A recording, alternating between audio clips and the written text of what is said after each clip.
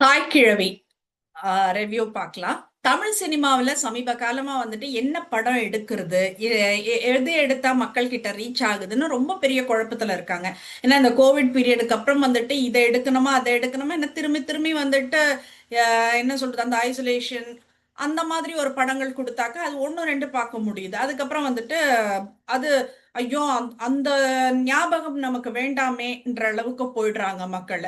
இப்ப சமீப காலமா நீங்க பாத்தீங்கன்னா நிறைய மலையாளம் த்ரில்லர்ஸ் இந்த டப் ஆயிட்டு வெளியில வர்றது, ரீமேக் ஆயிட்டு வெளியில வர்றது, இந்த மாதிரி படங்களை பார்க்க ஆரம்பிச்சிட்டாங்க. சோ தமிழ்ல வந்துட்டு என்ன கொடுக்கறது அப்படின்னுட்டு தெரியாது. அதுவும் தமிழ் சினிமாவில் பெண்களை மையப்படுத்தி ஒரு படம் கொடுக்குறாங்க அப்படின்னா அதுக்கு ஹீரோவை வந்துட்டு டம்மியா போடணும். அந்த மாதிரி விஷயங்கள் எல்லாம் நிறைய இருக்கு. அப்ப அந்த பெண்ணு ரோலுக்கு வந்துட்டு என்ன மாதிரியான ரோல் கொடுக்கறது, ஒரு என்ன சொல்றது, மாரல் என்ன சொல்றது, சொசைட்டிக்கு என்ன சொல்றது அப்படின்னுட்டு யோசிக்க வைக்கிற விஷயமா இருக்குது. சோ இதுல வந்துட்டு இந்த சீனியர் ஹீரோயின் ராதிகா அவங்கள அந்த தாய் கிழவி மாதிரி வந்துட்டு இந்த படத்துல மாத்தி அவரு இயக்குனர் சிவகுமார் முருகேஷன் அவர் ஆக்சுவலி அவரோட டெபியூட் பிலிமா இது. சத்தியமா நம்ப முடியல அது நம்ம சொல்ற வரைக்கும். ஏன்னா வந்துட்டு ரொம்ப எக்ஸ்பீரியன்ஸ் பர்சன் மாதிரி இந்த படத்தை கொடுத்துருக்காரு. அதுக்கு மெயின் ரீசன் வந்துட்டு தாய்க்கிழவியா இருக்கும், அது வேற விஷயம். பட் நீங்க உட்காந்து பாத்தீங்கன்னா ஈச் அண்ட் எவ்ரி சீனுமே வந்துட்டு அவ்வளோ ஆப்டா இருக்கும், அவ்வளோ மன நிறைவோட நம்ம பார்க்க முடியும். யதார்த்தமான ஒரு விஷயமா இருக்கும். கிராமத்துல வந்துட்டு அட்லீஸ்ட் கிராமத்துக்கு போயிட்டு ஒரு 4 நாள் தங்கி இருந்தவங்களா இருந்தாக்கா கண்டிப்பா இந்த கதை என்னன்றது புரியும். இன்னமும் கிராமங்கள்ல எல்லாம் வந்துட்டு இந்த வயதானவர்கள் எல்லாம் இருக்கும் போது அவங்களெல்லாம் படுக்க போட்டுட்டு அந்த இறக்கும் தருவாயில் சொல்றேன் நான், இந்த 2 நாள் 3 நாள் அமாவாசை வந்துருச்சு, பௌர்ணமி வந்துருச்சு, கிருத்திகை வந்துருச்சுன்னுட்டு நிறைய விஷயங்கள் சொல்லுவாங்க. சோ அந்த மாதிரியான விஷயங்கள் எல்லாம் இதுல கொண்டு வந்திருக்காங்க. எங்க அப்பா அம்மாவோட பூர்வீகம் எல்லாம் கிராமம்ன்றதுனால எனக்கு நிறைய விஷயம் இதுல தெரியும். இதுல வந்துட்டு ஒரு சிலர் இறந்துட்டாங்கன்னு சொல்லி தகவல் தெரிவிச்சோம் வந்துட்டு எல்லாம் ஊர்ல இருக்கிற சொந்தக்காரங்க எல்லாம் வந்துட்டு இருப்பாங்க, பார்த்தாக்கா அவரு எந்திரிச்சு உட்காந்துப்பாரு. சோ அந்த மாதிரி நிகழ்வுகள் எல்லாம் நடந்திருக்கு. சோ இதுல என்னன்னாக்கா ராதிகா அவங்க நடிச்சு இது பண்ணது அது கொஞ்சம் சீன்ஸ் தான் இருக்கு. அது எந்த அளவுக்கு நம்மள வந்துட்டு அவங்க பக்கம் வந்துட்டு இழுத்துச்சோ அதே அளவுக்கு அவங்க அந்த சாக கிடக்கிற மாதிரி வந்துட்டு படுக்கையிலேயே இருக்காங்க பாருங்க, ஹாஸ்பிட்டல்ல இருக்காங்க பாருங்க, அதுலயே அவங்க அவ்வளோ ஸ்கோர் பண்ணிருக்காங்கன்னா இது நிஜமா யாராலையுமே முடியாதுங்க. ஆடியோ லான்ச் அப்ப வந்துட்டு ஸ்ரீபிரியா மேடம் சொல்றாங்க, அவங்க அப்பாவை பார்த்த, நான் ராதிகாவோட அப்பாவை பார்த்த அந்த படத்துலன்னு சொன்னாங்க. ஆனா அன்னைக்கு வந்துட்டு அதோட அர்த்தம் என்னன்னு எனக்கு தெரியல. பட் ஆனா இதை பாக்குறப்போ என்ன சொல்றது, எல்லாருமே அவங்க அப்பா தாத்தா எல்லாரையுமே பார்த்த மாதிரி இருந்தது. ஏன்னா ஒருத்தர் நடிக்கிறாங்கன்னாக்கா நடிப்புன்றது வேற. ஆனா படுக்கையில இருக்கும் போது கூட வந்துட்டு உன்னை பத்தி என்ன சொல்றது, என்ன ராதிகா மேம் இப்படி நடிக்கிறாங்க அப்படின்றதெல்லாம் வந்துட்டு வேற லெவலுங்க அதெல்லாம். அவங்க பண்ற ஒரு சில்மிஷம் அந்த சமிஞ்ஞை இவ்வளவுதான். 3 காட்டுறாங்க, இப்படி பண்றாங்க, இப்படி காட்டுறாங்க, இவ்வளவுதான்.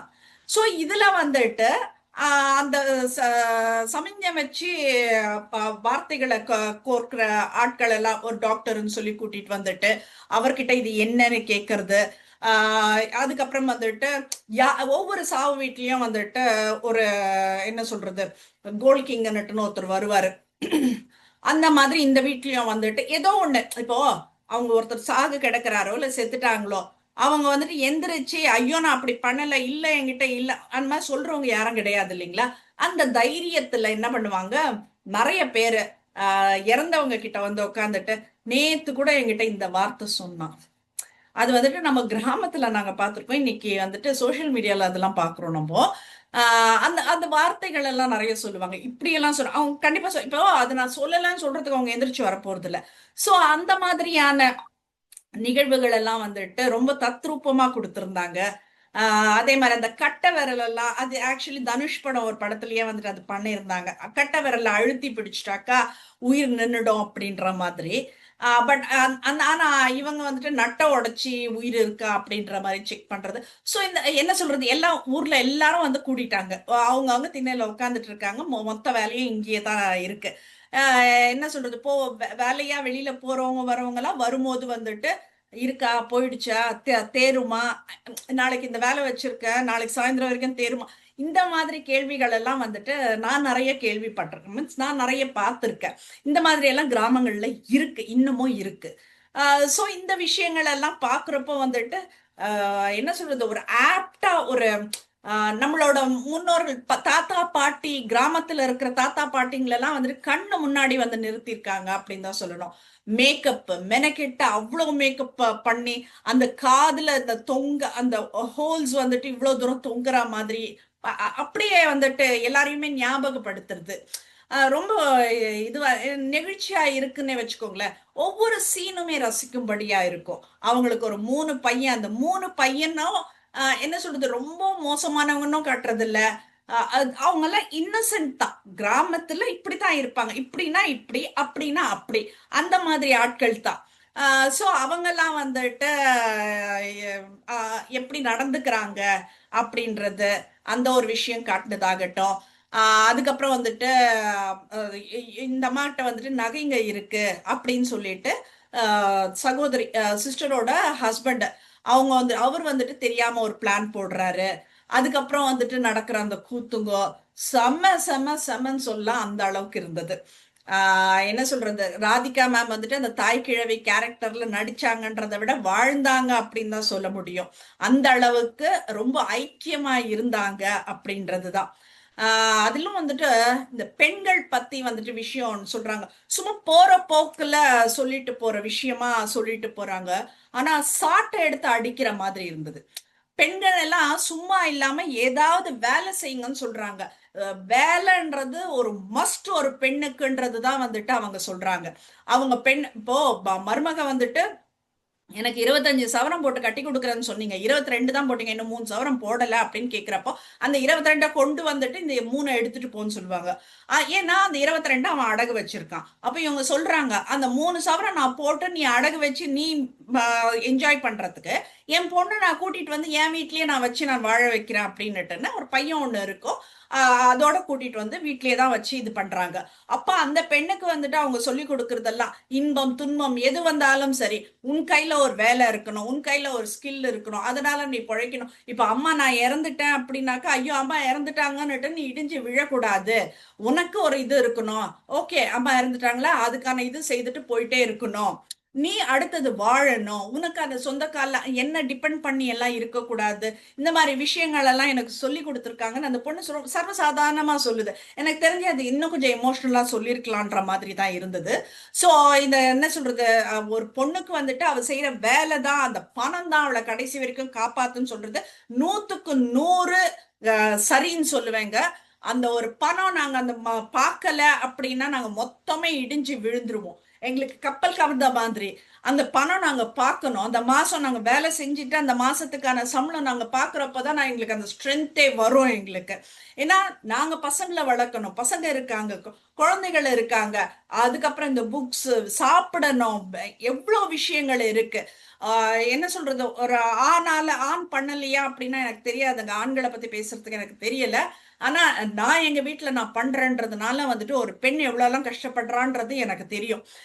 சோ நீ என்னைக்கு வந்துட்டு அந்த சுயமா சம்பாதிச்சு சொந்த கால்ல நிக்கிறியோ அதுதான் உனக்கு உண்மையான சுதந்திரம் அப்படின்ற வசனங்கள் எல்லாம் சர்வசாதாரணமா போற போக்குல சொல்லிட்டு போயிட்டே இருக்காங்க. என்ன சொல்றது, அந்த அவ்வளோ எனர்ஜெட்டிக்கே அவ்வளோ ஸ்ட்ராங் டோஸ் அது ஆக்சுவலி. அதை இன்னும் கொஞ்சம் இது அழுத்தம் திருத்தமா போட்டு அடிச்சிருக்கலாமே அப்படின்றதுதான் எனக்கு வருத்தமே தவிர. இன்னொரு விஷயம், ஹாஸ்பிட்டல்ல ஒரு நார்த் இந்தியன் டாக்டரு இங்கிலீஷ் தெரியாதவங்க கிட்ட இங்கிலீஷ் பேசுறாரு. இதை வந்துட்டு ஒரு சீஃப் டாக்டர் பார்த்துட்டு அதை கண்டிக்கிறாங்க. மத்தவங்களுக்கு தெரியாத மொழியில பேசி பந்தா காட்டுறது பெருமை இல்ல, பைத்தியக்காரத்தனம் அப்படின்னு சொல்வாரு. சோ இந்த மாதிரி டைலாக்ஸ் டே யாருடா நீங்கன்ற மாதிரி இருந்தது. மொத்தத்துல பாக்குறதுக்கு வந்துட்டு ஒரு வலுவான கதை, அனுபவமிக்க நடிகையோட நடிப்பு இருந்தா ரசிகர்கள் எல்லாம் வந்துட்டு தேட்டருக்கு தானா வருவாங்க அப்படின்றதுதான் வந்துட்டு இந்த தாய்க்கிழவை நிரூபிச்சிருக்கு அப்படின்னுட்டு சொன்னோம். ஒவ்வொரு சாவு வீட்டுக்கு போனாலுமே வந்துட்டு யாராச்சும் ஒரு பொய் பிரச்சாரம் சொல்றவங்க இருந்துட்டே தான் இருப்பாங்க. அதே மாதிரி ஒரு கிராமத்துல நீங்க போனீங்கன்னா அங்க ஒரு ஜவஹர்லால் நேரு ஆகட்டும், ஒரு ராஜீவ் காந்தின்ற பேர்லயே ஆகட்டும், மனிதர்கள் கண்டிப்பா இருப்பாங்க. அதே மாதிரி இந்த 3 சவர நகை இல்ல அப்படின்னுட்டுன்னு ஒரு மனைவியை பிறந்த வீட்டுக்கு அனுப்பிட்டு பொறுப்பு இல்லாம சுத்துற மருமகன்கள் இருக்கதான் செய்றாங்க. சோ இந்த மாதிரி ஆட்கள் எல்லாம் வந்துட்டு ஒவ்வொரு கிராமத்துலயும் இருக்கிறாங்க.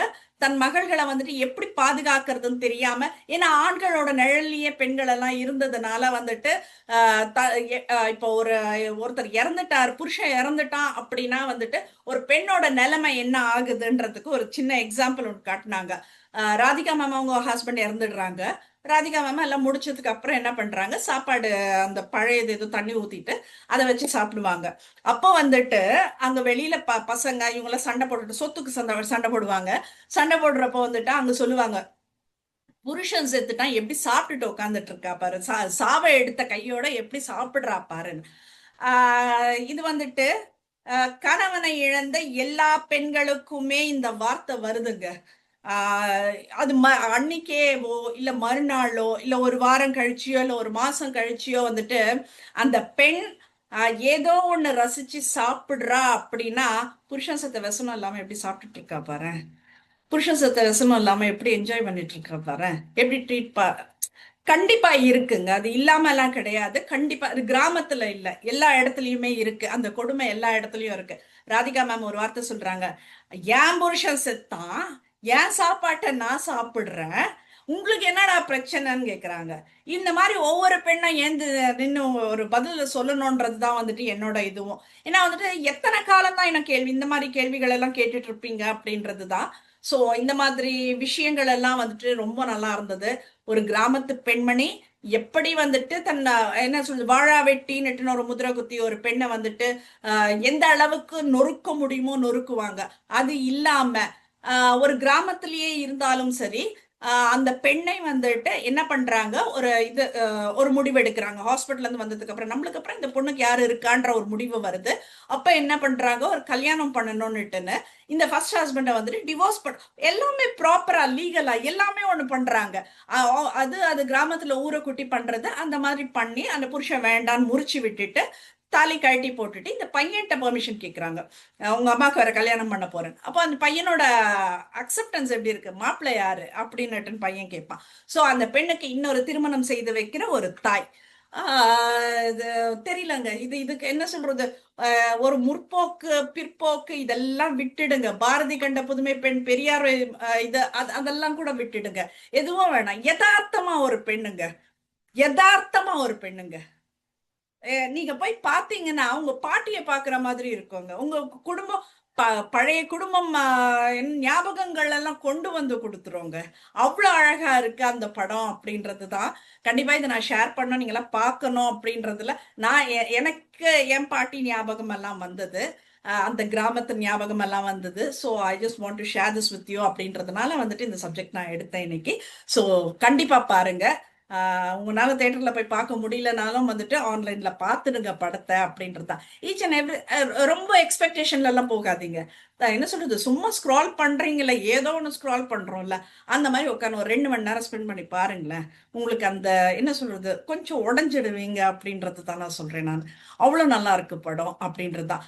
ஒரு கணவன் இருந்துட்டாக்கா இல்ல கணவன் விட்டு போனாக்கா ஒரு பெண்ணை மூலையில முடங்க கூடாதுன்றதுல வந்துட்டு இதுல எந்த வந்துட்டு பெண் போராட்டமோ பெண் சுதந்திரமோ இதெல்லாம் பேசலங்க. அவங்க யதார்த்தமா என்ன பண்ணணும், யதார்த்தமா ஒரு பெண்ணுக்கு என்ன நடக்கணும், இது நடக்கலையா சோ இப்படி பண்ணிக்கோ, பிளான் ஏ ஃபெயில் ஆச்சுனாக்கா பிளான் பி, அந்த மாதிரி வந்துட்டு யதார்த்தமா பண்றாங்க அவங்க. சோ படம் ரொம்ப யதார்த்தமான படம், தயவு செய்து பாருங்க அப்படின்றது தான் நான் சொல்வேன். நான் தேங்க்யூ.